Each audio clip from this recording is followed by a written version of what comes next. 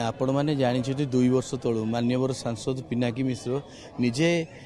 स्पष्ट भाव में कही मु आउ सांसद भाव में प्रार्थी हेबिनी माननीय मुख्यमंत्री संगे आलोचना करते किंतु पिनाकी मिश्र माननीय सांसद एवं माननीय मुख्यमंत्री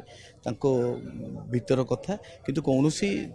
असुविधा भितर किसी ना कि आम दल भितर सेमती किसी असुविधा ना। आप कहते बिजु जनता दल सांगठनिक दक्षता रही ग्रास रूट अच्छी तो जदि आप देखिए बीजेडी संजय दास वर्मा ब्रह्मगिरी निर्वाचन मंडल सी प्रार्थी होती सत्यवादी की एवं सत्यवादी उमाकांत सामंतरा सी प्रार्थी होती ब्रह्मगिरी कौटी ना कौटी कौन अंक भूल रहीगला कौटी मतांतर रहा जो कि प्रार्थी परिवर्तन करागला नाई मतांतर मनांतर किसी ना सबुठे बिजु जनता दल छांच रही जी नेतृत्व आमर